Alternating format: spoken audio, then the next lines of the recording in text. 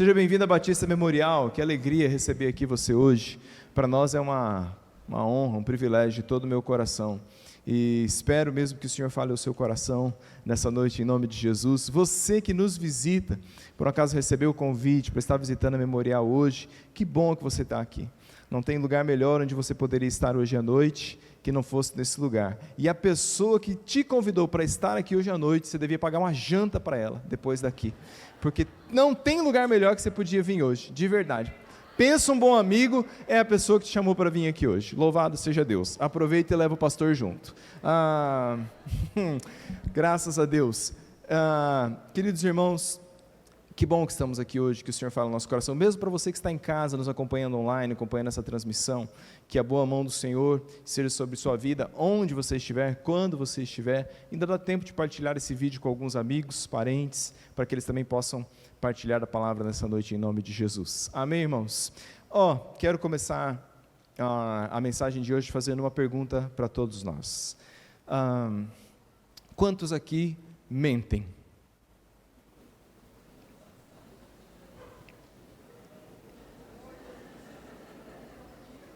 Isso. Olhe para a pessoa que não levantou a mão e diga a ela assim: mentirosa. Pode? Isso. Pode? Não é? Sim? Quantos aqui são honestos o suficiente para dizer que mentem? Não é? Quantos aqui são honestos o suficiente para dizer que já mentiram para o seu patrão? Sabe o que é? Eu estou com dor de cabeça. Morreu minha avó, né? Enterro do meu gato, hoje não vai dar. Se o seu patrão for aqui da igreja, você está com problema, né? Quantos aqui são honestos o suficiente, por exemplo, para dizer que já mentiram para os seus filhos? Papai, vamos fazer tal coisa? Depois, filho. Você sabe que não vai fazer, você só está empurrando ele com a barriga. Mais tarde a gente vê. Quantos aqui têm coragem para dizer que já mentiram para os seus pais? Atenção, pais. Não fui eu, juro que não fui eu. Não tem nenhum filho meu aqui hoje, está tudo lá para o infantil. Era hora de pegá-los. Era hora. Quantos aqui têm coragem de dizer que já mentiram para os seus amigos? Sabe o que é, fulano? Eu queria te ajudar na sua mudança no sábado, mas eu vou estar tão ocupado, eu tenho minhas ocupações, eu tenho coisas para fazer, não vai ser dessa vez que eu vou conseguir te ajudar, não é? Quantos aqui já mentiram nas redes sociais? Coloca uma foto de que a vida está, supimpa, graça, glória e vitória, e por dentro, na verdade, a família está toda quebrada, estamos discutindo no carro, a gente bate uma foto rindo, chegando na igreja. Volta a discussão. O pastor Newton Tuller conta essa história aqui quando ele esteve pregando conosco, muitos anos atrás, no aniversário da igreja. O pastor Newton Tuller, ele é o compositor daquela música Vaso Novo. Eu quero ser, Senhor amado, como um vaso nas mãos do oleiro. Ele é o compositor da canção. E ele estava uma vez pregando no Peru, diz que ele estava andando na rua assim, e o cara estava tocando aquelas flautinhas dos Andes, né? E tocando essa música lá nos Andes. Ele parou, esperou o cara terminar de tocar a música e falou assim: você sabia que eu sou o compositor dessa música? O cara olhou para ele e falou assim: mentiroso. Então a verdade é que todos nós mentimos. Mas quando você mente, para quem você mais mente? Quando você mente, para quem você mais mente? E eu queria revelar uma resposta para você hoje, que as recentes pesquisas apontam, e talvez ela te surpreenda. O para quem você mais mente, quero deixar em letras garrafais para os irmãos, para quem você mais mente, é para você. Algumas pesquisas recentes apontam que nós mentimos algumas dezenas de vezes para nós todos os dias. Nos enganamos, nos tapeamos, protelamos coisas, é aquele negócio que a gente diz: eu vou fazer amanhã, mas você sabe que você não vai fazer. Segunda-feira eu começo, mas você já sabe que segunda-feira você não vai começar. Eu posso parar com isso a qualquer momento, mas você sabe que você não consegue parar. Eu estou bem, mas você sabe que lá por dentro você está mal. Eu não me importo nem um pouco com o que as pessoas vão dizer de mim, mas você sabe que lá dentro você se importa muito com as pessoas. Eu dou conta, eu paro a hora que eu quiser, está tudo bem, eu consigo, eu resolvo, quando eu quiser eu paro, não tem problema nenhum nisso, está tranquilo, está tudo certo, e assim a gente vai mentindo para nós mesmos. Diz a palavra do Senhor, em Jeremias 17:9, te convido a que a gente faça a leitura desse texto, diz assim: enganoso é o coração, mais do que todas as coisas, e desesperadamente corrupto, quem o conhecerá? Enganoso é o coração mais do que todas as coisas, e desesperadamente corrupto, quem o conhecerá? É por isso que, contrariando todas as normas de homilética, agora eu vou dar o título do sermão. O título da minha palavra nessa noite para você é: pare de mentir para si mesmo. Pare de mentir para si mesmo. Senhor Jesus, fala no nosso coração, derrama graça sobre nós, guia-nos pela Tua palavra. Essa é a oração que eu faço, em nome de Jesus. Amém e amém. O nosso coração é enganoso, irmãos. O nosso coração não redimido tem não só a habilidade de mentir e enganar outras pessoas, mas também tem a enorme habilidade de nos enganarmos por completo, enganarmos completamente a nós mesmos. Essa é uma das principais razões, talvez, porque aquela lista de resoluções do ano novo que eu sei que você fez, que tem só aí 48 dias, a maioria delas já foi para o ralo. Sim ou não? Resoluções de ano novo que a gente toma e que a maioria delas fracassa, porque nós temos essa capacidade de nos enganarmos.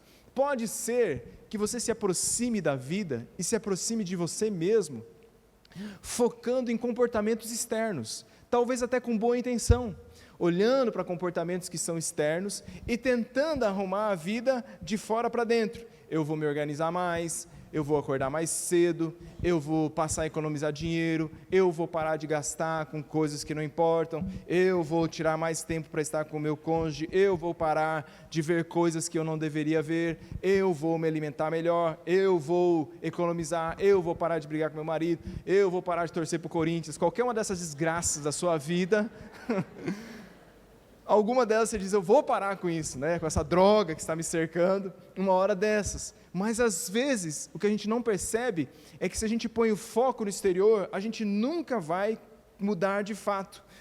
Se a gente põe o fato no comportamento. Por quê? Porque onde surgem os nossos comportamentos?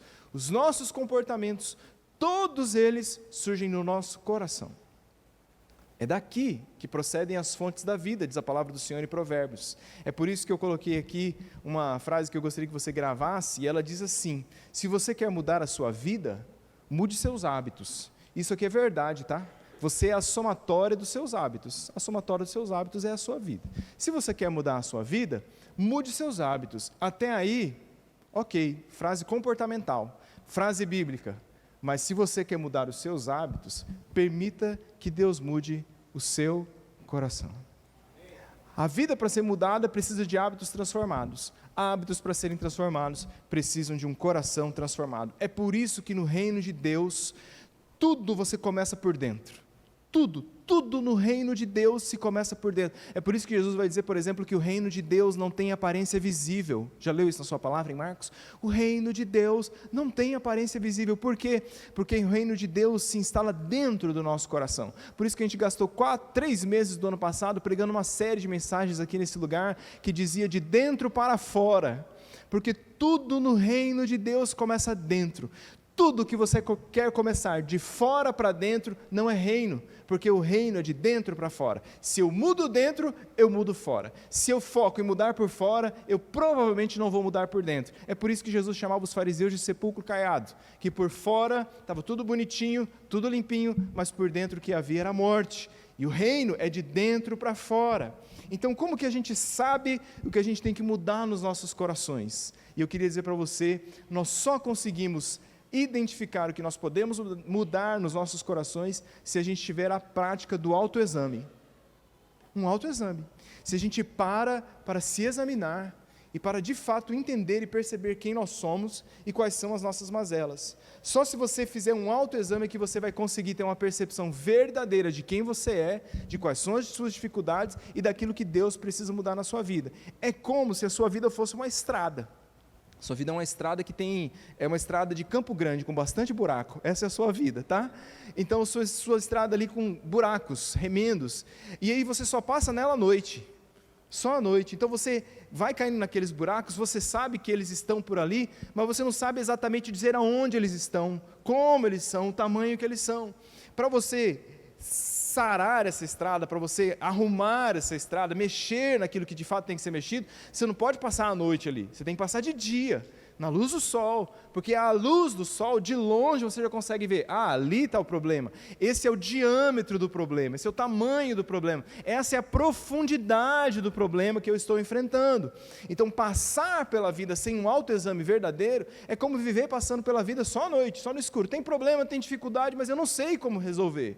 Autoexaminar-se é lançar luz sobre a nossa vida e dizer, aqui estão os problemas, aqui estão as dificuldades, aqui estão as coisas que eu preciso melhorar. Foi isso que Davi fez no Salmo número 139, diz a palavra do Senhor, que Davi em determinado momento para fazer um autoexame. Olha só o que diz a palavra do Senhor, pode colocar por gentileza. Sonda-me, ó Deus, e conhece o meu coração, prova-me, e conhece os meus pensamentos, vê se há em mim algum caminho mau, e guia-me pelo caminho eterno. Vamos ler com calma juntos esse texto? Vamos lá? 1, 2 e... Sonda-me, ó Deus. Prova-me.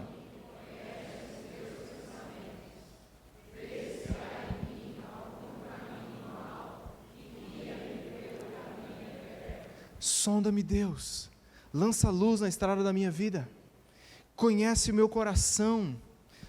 Conhece meus pensamentos, vê se há em mim algum caminho mau, e se ele houver, que esse caminho mau seja transformado em um caminho de vida e um caminho eterno. Davi fez essa oração, é o rei Davi que está fazendo. E quando é que Davi vai fazer essa oração? Quando Davi, se você acompanha a jornada de Davi, tem um livro maravilhoso dos heróis da fé do rei Davi, você pode comprar ele, é uma série, tem Elias e tal, e tem Heróis da Fé, o rei Davi.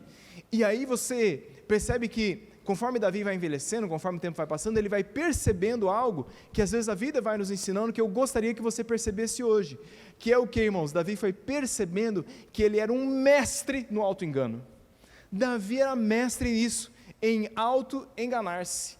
Eu e você, nós somos bons em muitas coisas na vida, mas eu quero te garantir que tem uma coisa que eu e você, nós somos mestres, a gente é mestre em se enganar. Enganar-se a si mesmo, contar histórias para tapearmos a nós mesmos. Diz a palavra do Senhor que ele vai fazer essa oração ela vem depois de 2 Samuel capítulo número 11. O que aconteceu em 2 Samuel capítulo de número 11? Diz a palavra, decorrido um ano, no tempo em que os reis costumavam sair para a guerra, enviou Davi a Joabe e os seus servos com ele e a todo Israel, que destruíram os filhos de Amon e sitiaram a Rabá. Porém, Davi ficou em Jerusalém. Era a época do quê, irmãos? Era a época do quê? Época que os reis saíam à guerra. Davi era o quê? Rei. Aonde que Davi ficou? Em Jerusalém. Então, quando a gente tenta fazer uma análise do que está acontecendo aqui, Davi talvez já estivesse de verdade enganando a si mesmo. A gente não sabe, a Bíblia não diz o que estava passando na mente dele, mas a gente pode fazer algumas deduções. Talvez, quando chegou aquela época de guerra, Davi pensou assim, falou, rapaz, quer saber? Eu acho que eu mereço um descanso. Eu corro todo dia, eu acordo cedo todo dia, eu trabalho, eu ralo, eu mereço um descanso. Chegou a minha hora de dar um break, de dar uma parada. Eu sei que é a época dos reis ir para a guerra, mas eu já fiz a minha parte, já fiz guerras o bastante. Talvez ele tenha pensado, todo mundo sabe que eu sou um herói de guerra, eu sou um herói de guerra, eu já provei o meu valor no campo de guerra. E outro, agora eu sou rei, é perigoso esse negócio de ficar na guerra, vai que eu morro, vai que dá ruim para o meu lado. Talvez ele tenha pensado, eu já lutei o suficiente, eu mereço uma pausa. Talvez ele tenha pensado, está na hora de eu me resguardar, está na hora de eu me colocar num lugar seguro, eu já provei o meu valor, já provei a minha dignidade. E foi com coisas assim, dizendo coisas assim para ele mesmo, que talvez em algum momento ele tenha falado, quer saber, vou mandar o pessoal e eu vou ficar aqui no palácio relaxando. É isso. E num desses dias que ele está relaxando, ele fala, eu vou fazer um drink, vou tomar um espumante, vou subir aqui no telhado do palácio em Jerusalém e vou ver o pôr do sol em Jerusalém, vou ficar de boas. Então, talvez esse tenha sido o pensamento de Davi. E pode ser que numa daquelas tardes que ele estava ali tomando a marguerita dele, de repente ele viu uma mulher tomando banho.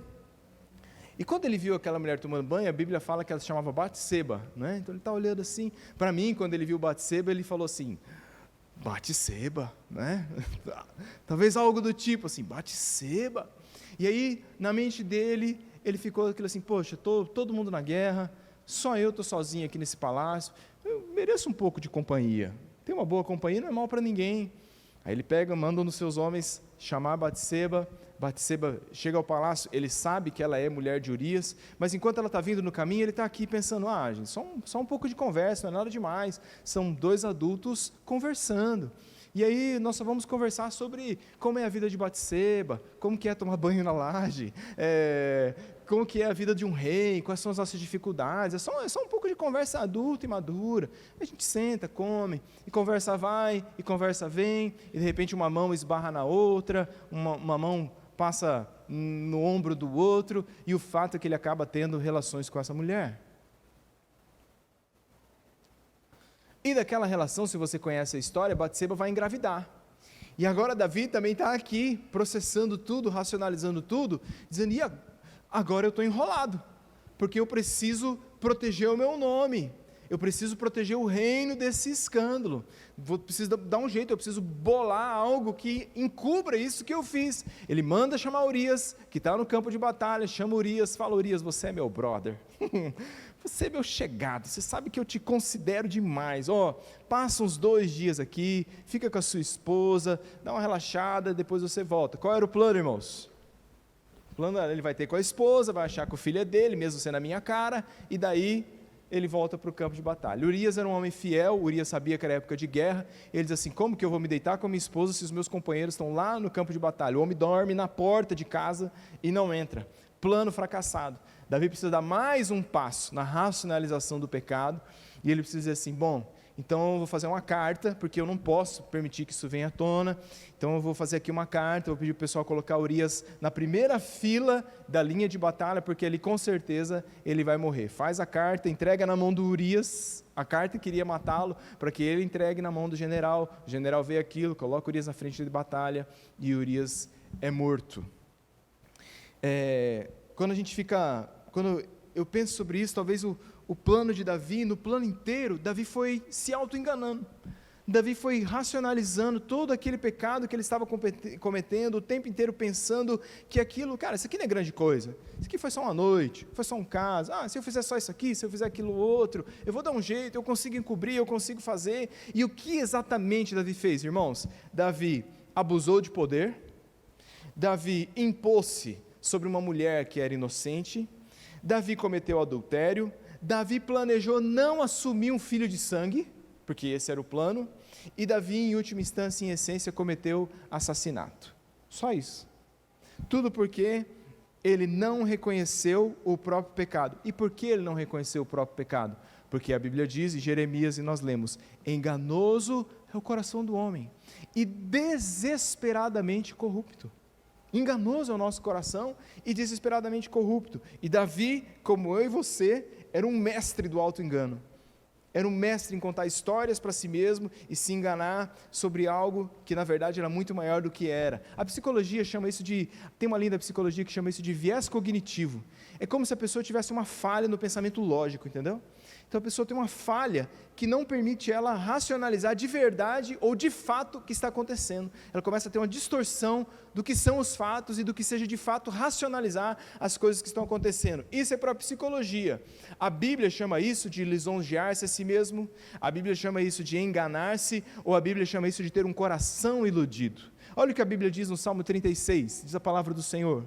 Está comigo, Brunão? Salmo de número 36, versículo de número 2, a palavra do Senhor vai dizer assim, porque a transgressão o lisonjeia a seus olhos, ele diz que a sua iniquidade não há de ser descoberta nem detestada. A iniquidade, a transgressão, traz lisonja aos seus próprios olhos. Enquanto eu cometo aquela iniquidade, ela vai me lisonjeando, dizendo, como eu sou bom em conseguir estar fazendo isso e ninguém está sabendo. Ela me diz que em momento algum eu vou ser pego ou eu vou ser descoberto. Então eu não sou assim tão mal, eu não estou fazendo algo assim tão errado. E assim a gente vai lisonjeando a nós mesmos. Se a gente, irmãos, não tiver o hábito de verdade fazer um autoexame, a gente vai cair num autoengano, que é como muitas pessoas estão vivendo, autoenganadas, enganando-se a si mesmo. E o autoengano se manifesta de pelo menos 5 formas. Primeira delas, que eu queria dizer para os irmãos hoje à noite, você percebe que você passa a ser uma pessoa viciada em distração. Eu começo a me viciar em coisas que vão me distraindo, eu involuntariamente vou me distraindo, por quê? Com qualquer coisa que me impeça de encarar a realidade de quem eu sou de verdade. Então eu preciso entupir na vida de distrações, para que em momento algum eu precise pensar de fato em quem eu sou e naquilo que eu estou fazendo. Aí eu vou me tornando um viciado em pornografia, em rede social, em notícias, em política. Tem gente que é viciada em política. É o cara que a casa dele está ruindo, mas ele está se preocupando em arrumar o Brasil. Entendeu?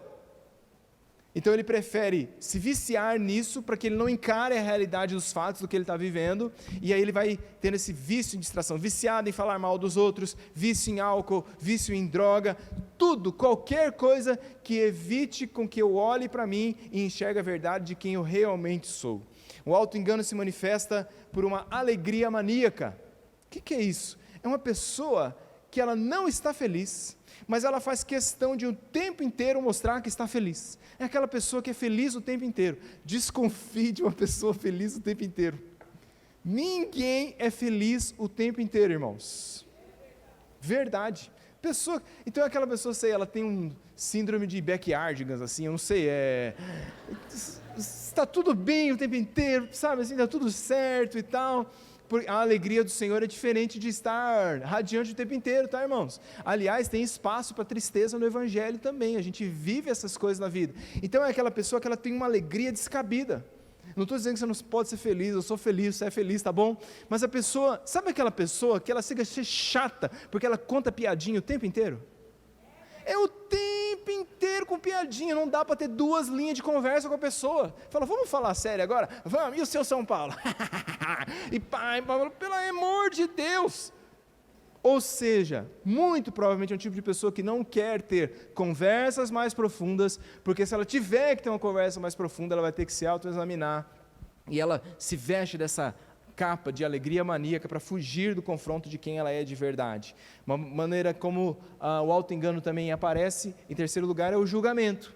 A partir do momento em que eu sei que eu tenho falhas e rupturas, eu começo a ser severo com as falhas e com as rupturas dos outros. Muitas vezes, as pessoas que são muito severas em julgar o outro, ou julgar o pecado do outro, que caiu, que fez alguma coisa, e que toma aquele cetro de justiça, é o bastião da verdade, e agora ele vai executar e tapa. Geralmente, esse tipo de pessoa está suscetível ao mesmo tipo de erro que aquela pessoa cometeu. Ela projeta naquela pessoa toda a ira, toda a raiva, porque ela não consegue vencer, e como na vida de alguém vem ao público, então agora eu preciso execrar essa pessoa também. Essas são as pessoas que acabam julgando as outras pessoas, porque é melhor julgar os outros do que autoexaminar-se. O autoengano aparece também, em quarto lugar, por uma postura extremamente defensiva. É aquela pessoa que defensiva demais. Se você faz qualquer sinal de que tem algo que ela precise melhorar, ajustar, ela já fica ofendida. Ela já fala, você não tem nada a ver com a minha vida, e você me deixa em paz, cada macaco no seu galho, conforme diz a Bíblia, e nós vamos seguindo o nosso caminho, cada um dará conta de si mesmo a Deus. Quem é você para dizer o que eu tenho que fazer, o que eu não tenho que fazer, cada qual que cuide do seu. Mas será que você não precisava só... Não. Então, posturas extremamente defensivas geralmente indicam pessoas que têm uma área que precisa ser tratada. Geralmente, quando você não quer falar sobre alguma coisa, é porque aquela alguma coisa está ocupando um lugar errado na sua vida. Muitos líderes, muitos pastores, até nessa nossa cristandade moderna, são assim. Pastores, líderes que eles não podem ouvir pastor, não seria legal se fizesse assim? Não seria bom se o senhor pregasse um pouquinho menos, 1h20 de sermão? Não é? Assim, tenha você para dizer. Líderes que não permitem nenhum tipo de correção na sua rota, no seu perfil, e que acabam às vezes liderando as pessoas por constrangimento e coerção. Ninguém mais tem coragem de falar nada para a sua liderança, porque é uma liderança amedrontadora, assustadora, e a liderança no reino de Deus não é assim. Qualquer palavra, eu já estou na defensiva. Por último, o autoengano, por fim, vai acabar se manifestando uma das piores formas, que é no cinismo. Então a gente passa a ter uma postura de vida mais cínica, mais ácida, e o cinismo se manifesta quando todo mundo está errado. Todo mundo, você está errado, você está errado, você está errado, você está errado, o louvor está errado, o pastor está errado, a igreja está errada, está errado, está errado, e você, eu sou o único que estou certo. Está todo mundo errado aqui nessa casa. Todo mundo, meus parentes, minha mãe, meu pai, mas eu estou certo. Então, você fala, vamos falar de vocês, mas de mim a gente não fala, porque aqui está tudo certo, está tudo garantido. E se você olha para essa história de Davi, que eu estou em paralelo, correndo com você, é exatamente isso que ele vai fazer, em muitos momentos. E é por isso que a sua vida vai desmoronar. Foi o que aconteceu quando ele pensou, eu não estou fazendo nada de errado. Foi o que aconteceu quando ele disse, está tudo bem. Quando ele disse, eu posso escapar imune, isso não é nada demais. E aquele pecado foi se tornando uma situação muito mais perigosa do que poderia ter se tornado. E o que Deus faz? Aí Deus manda um profeta. Deus manda o profeta Natan lá na casa de Davi. Pode ser que nessa noite Deus esteja me usando, assim como usou Natan na vida de Davi, para falar com você hoje. E aí Natan chega para Davi, Natan é o profeta, ele tem ali uma audiência com o rei, fala, rei, eu queria te contar uma história. E aí Natan conta uma história para Davi, diz, rei, o negócio é o seguinte, havia um homem rico, riquíssimo, e tinha um outro homem que era brasileiro, pobre, né? Pobre de maré de si. Tinha um homem muito rico, esse homem muito rico, ele tinha muitas ovelhas, muito gado, muitas propriedades, muitos bens, e aquele homem, aquele pobre homem, ele tinha só um cordeiro, do qual toda a família dependia, aquela era a fonte daquela família. Um dia esse homem rico recebe um viajante, e resolve fazer um jantar para ele, e ao invés de matar um daqueles seus milhares de cordeiros, ele manda matar o único cordeirinho daquele homem pobre. Quando Davi ouviu isso, Davi desceu das tamancas, falou assim, isso aí é a pior história que eu já ouvi na minha vida, quero saber quem é esse homem, nós temos que castigar ele, ele merece a pena de morte, quem que é esse miserável, Natan? E aí Natan olha nos olhos de Davi e diz assim, Ataish. O que é Ataish? Ataish é o que está aqui, ó, pode colocar. Ataish é, então disse Natan a Davi, Ataish, tu és o homem. Tu és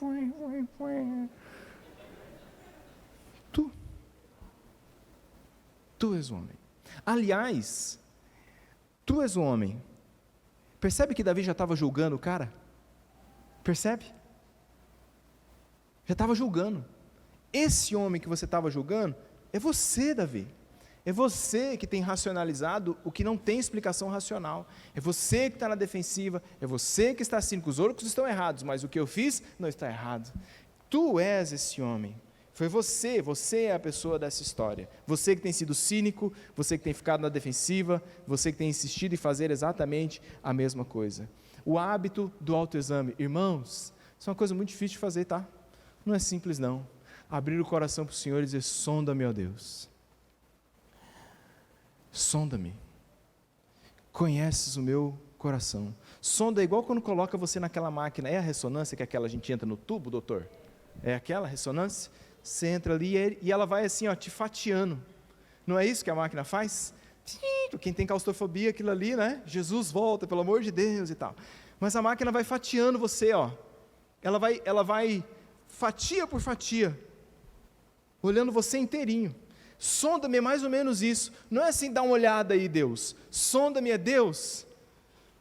Fatia por fatia, parte por parte de quem eu sou, sonda-me. Conhece o meu coração, conhece os meus pensamentos, vê se há em mim algum caminho mau. Você tem coragem, você teria coragem de nesse instante se colocar diante de Deus e dizer, Deus, sonda-me, de perguntar ao Senhor mesmo, qual é o problema que eu estou negando, ou qual é o pecado que eu estou racionalizando, ou qual é a situação que eu estou escondendo, onde Deus quer trabalhar, irmão, talvez num vício secreto, na pornografia, na masturbação, no álcool, nas drogas. Talvez você está aqui hoje e você está flertando em ter um caso com alguém. Você já chamou Batseba para o palácio. Ainda não consumou, mas ela já está lá na sala. Você tem conversado com ela e você sabe aonde isso vai dar. Talvez você já deu o passo a mais. Talvez você já está tendo um caso, está nas vias de ter o caso e está tendo o caso. Aonde Deus tem que fazer? Onde Deus tem que tocar? Que Deus precisa mudar na sua vida. Hoje à noite a gente pedir ajuda, e eu queria dizer isso com todas as letras para você, ouça o que eu vou te dizer, pedir ajuda não é um sinal de fraqueza. Pedir ajuda é um sinal de sabedoria e humildade. Pedir ajuda não é sinal de fraqueza, é sinal de sabedoria e humildade. Eu já contei essa história aqui, mas vou contá-la de novo. Quando o meu filho do meio, o Theo, começou a fazer as terapias, logo após o diagnóstico do autismo, meu filho do meio é autista, hoje ele está com 8 anos, começou o tratamento com 2 anos, né, 6 anos fazendo terapia. E quando ele foi para a fono, ele não falava nada, absolutamente nada, nem emitia sons. E eu, participando, assistindo às primeiras sessões de terapia, né, de fonoterapia, ficava pensando, o que será que ela vai ensinar ele a falar primeiro? Papai ou mamãe? Né? Eu ficava com aquele pensamento, será que ela vai ensinar pai? Será que ela vai ensinar mãe? Aí ela foi fazendo barulhos, para ele primeiro ambientar-se com a ideia do som, e depois ela começou a ensinar para ele ajuda. Ajuda, Theo. Ajuda, Theo. Ajuda, Theo. Dava o negócio e tirava. Ajuda, Theo. Ajuda. Irmãos, umas 2 semanas. Ajuda, ajuda. Um dia eu não aguentei. E eu falei para ela, Adriana, que é a fono dele, Adriana, por que você está ensinando para ele ajuda? Eu nunca vou me esquecer da resposta que ela me deu. Ela me disse assim, porque se ele aprender a pedir ajuda, ele vai aprender a resolver as dificuldades que ele tem. Talvez você está aqui hoje, e a palavra que Deus precisa te dar e pôr no seu coração é ajuda. Se eu continuar assim, meu casamento vai para o ralo. Se eu continuar assim, minha vida financeira vai estar destruída. Se eu continuar assim, eu vou pensar em te dar cabo da minha própria vida. Ajuda. Pedir ajuda não é sinal de fraqueza, pedir ajuda é sinal de sabedoria e de humildade. Sinais de alerta para nós, que precisam nos indicar que nós devemos fazer um autoexame. Primeiro sinal de alerta que eu digo para você hoje, observe o que os outros estão tentando lhe dizer. Você ora a Deus, Deus sonda-me. E sabe como que Deus responde às vezes às nossas orações? Com pessoas. A gente ora e a gente espera que apareça um anjo, né? Aí diz assim, aqui estou eu. Deus manda lhe dizer que você precisa parar de ter pensamento impuro, cabeção. Não é? Não é assim que Deus faz, irmãos. Às vezes Ele fala assim, mas às vezes Deus manda gente. Gente que nos ama. Presta atenção no que eu vou te dizer agora. Repare no que 2 ou mais pessoas que te amam já lhe disseram. Talvez 2 ou mais pessoas que lhe amam já lhe disseram assim, você não acha que você está trabalhando demais? Você não acha que está passando tempo demais longe do seu esposo ou sua esposa? Você não acha que você não anda presente? Você não acha que você tem passado muito, mas muito tempo nesse seu telefone? Você está em casa, você está no telefone. Você não acha que você deveria ficar mais tempo com os nossos filhos? Você não acha que você anda passando tempo demais jogando videogame, por incrível que pareça, é um problema masculino hoje em dia? Você não acha que você está bebendo toda noite? Antigamente era só um copinho, mas agora você bebe toda noite.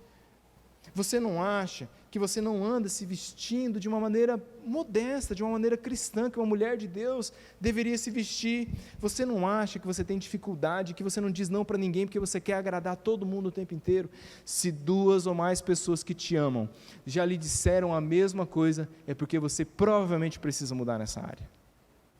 E é assim que Deus fala conosco, irmãos, com pessoas que nos amam, apontando caminhos os quais a gente precisa mudar.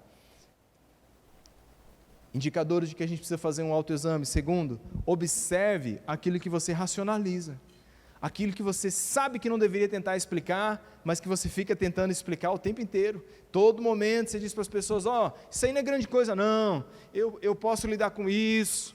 Isso aqui eu paro a hora que eu quiser. Não, você tem que entender de que eu tive experiências antes do Evangelho. Você tem que entender que eu sou homem de Deus, mas sou homem, eu tenho hormônios. Então, coisas que a gente vai explicando, racionalizando. Eu não tenho problemas com isso, é você que acha que eu tenho problemas com isso. Presta atenção nas coisas que você está tentando explicar e que, na verdade, não tem explicação. Sinal de alerta, terceiro, observe onde você está sendo mais defensivo. Já falei sobre isso.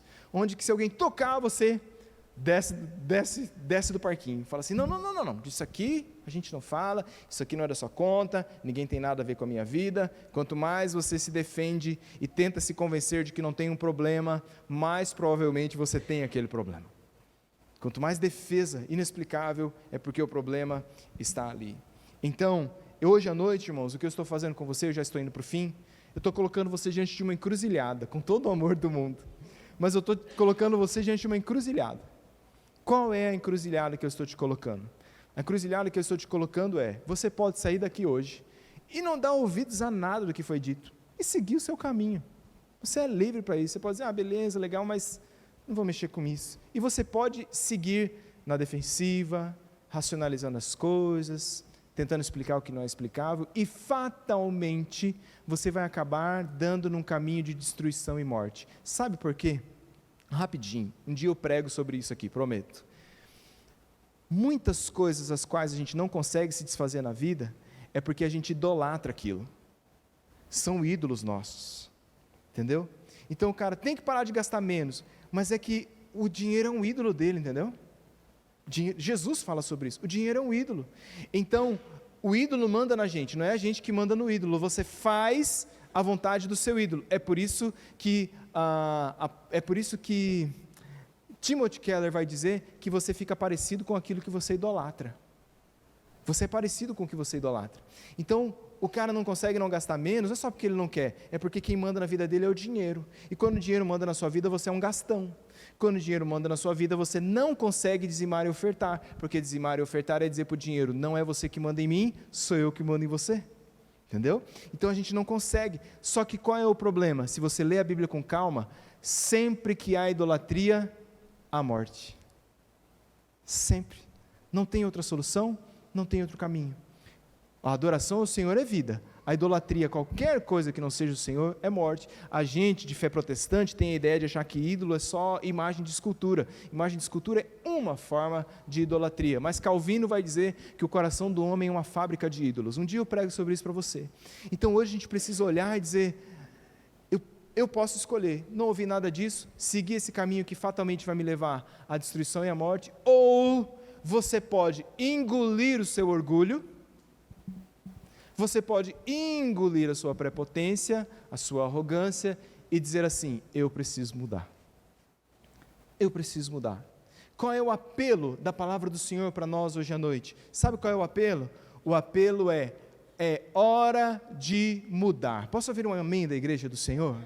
É hora de mudar. Quando é hora de mudar? Irmãos, olha como o culto é profético. Hoje é domingo, amanhã é segunda-feira, dia mundial de mudar de vida. Sim ou não, irmãos? Segunda-feira é o dia mundial de mudar de vida, mas a hora de mudar é hoje.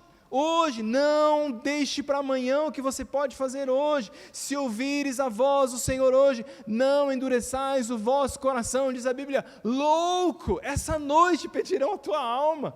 Quando a gente percebe que é hora de mudar, a gente tem que tomar a decisão na hora, naquele momento, naquele instante, e perceber que de fato o Senhor está me chamando para uma mudança. Mas eu quero deixar aqui também para você um pensamento que talvez o ajude nesse momento. Você não pode mudar o que você não enfrenta.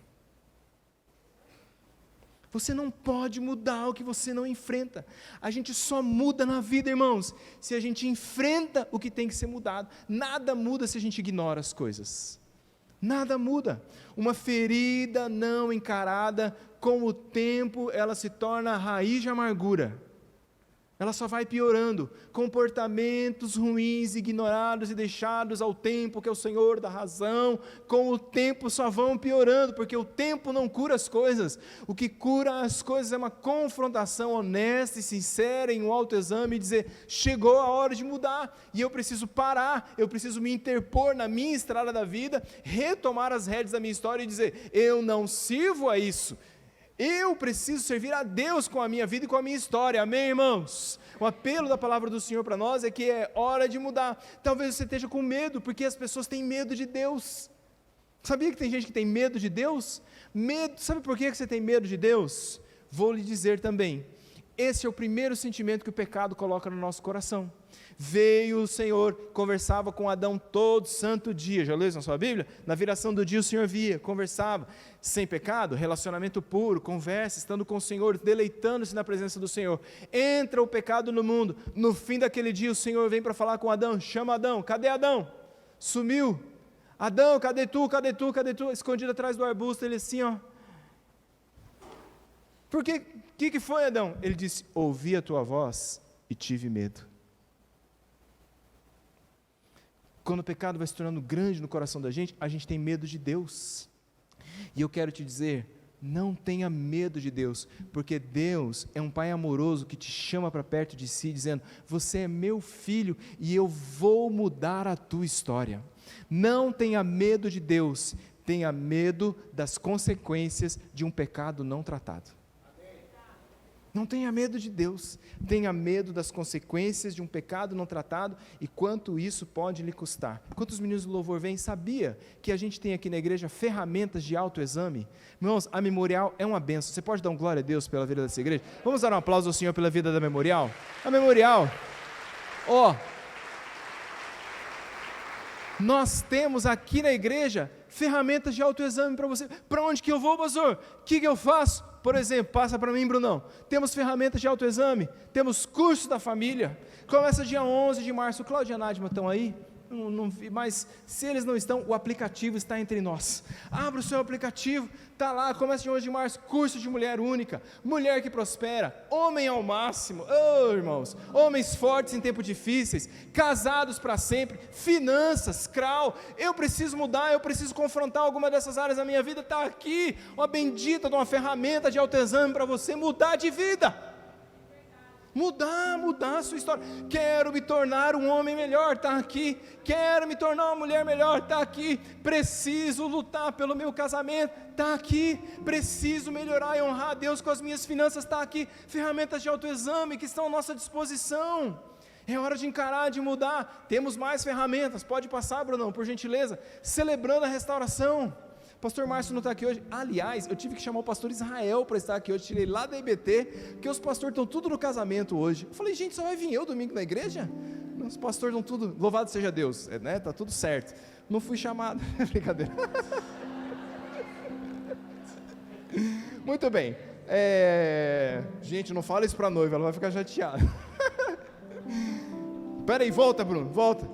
Pode, não, deixa, pronto, celebrando a restauração, irmãos, quem já fez o celebrando sabe do que eu estou falando, ali ali você abre a caixa de Pandora, não tem essa, celebrando a restauração é curso para gente corajosa, que diz assim, chegou a hora de eu enfrentar os fantasmas do meu passado, chegou a hora de eu tirar os esqueletos do armário, chegou a hora de eu mudar de vida, eu quero ser livre para a glória de Deus, celebrando a restauração, a partir do dia 11 de março, toda segunda-feira, celebrando a restauração, 1 ano, curso da família, 1 semestre, muda a tua vida.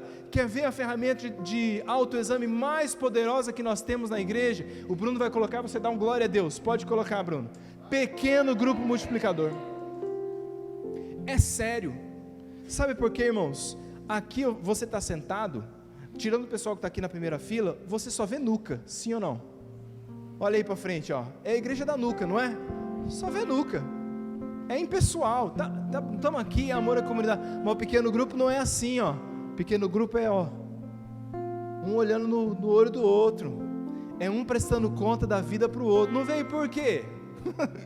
Aqui, hoje está tendo um casamento, deve ter umas 80, 90 pessoas da igreja lá, a gente, e no pequeno grupo, se falta 2, ali é lugar de prestação de conta, da gente ir lá, de se submeter, de estar com outras pessoas, de levar um casal, de abrir o coração, de se submeter a ser liderado por outras pessoas, ferramentas de autoexame, onde a gente sistematicamente, toda semana, expõe a nossa vida ao cuidado de outros, expõe-se a partilhar as lutas, as dificuldades, permite-se ser confrontado com quem você é de fato, para que você seja transformado. Aqui, irmãos, é bênção, louvado seja Deus, mas as pessoas perguntam, pastor, qual é a ferramenta de discipulado da igreja? Ferramenta de discipulado da igreja se chama pequeno grupo multiplicador. Quero ser discipulado, vai para o pequeno grupo.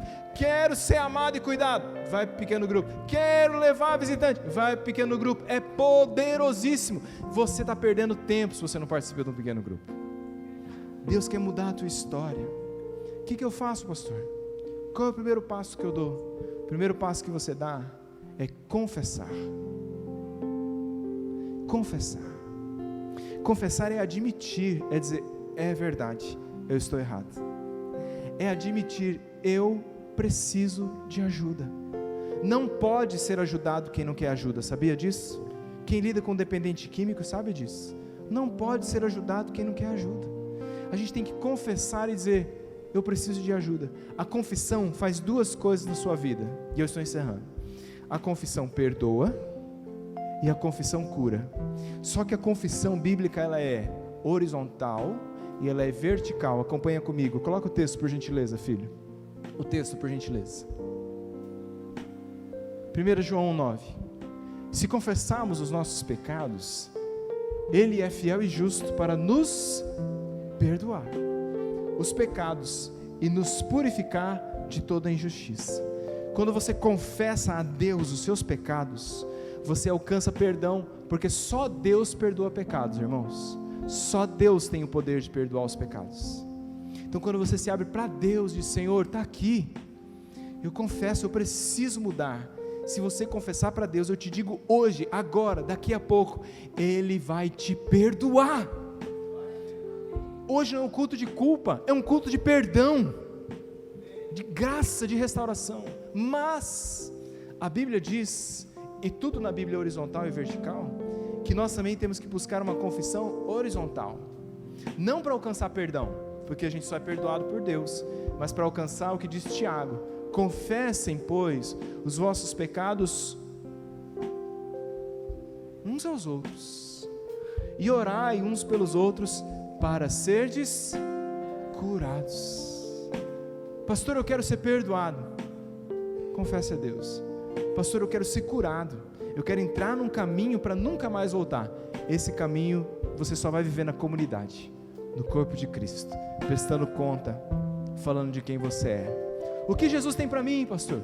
O que Jesus tem para você é que você pare de mentir para si mesmo, que você fale a verdade, que você confesse quem você é, porque chegou o tempo, a hora é agora, o dia é hoje.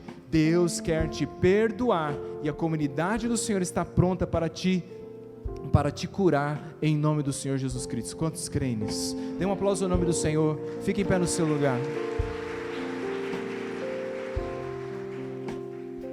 Bruno, volta para mim lá no Salmo. Vamos orar esse texto, irmãos. Salmo 139, 23 e 24.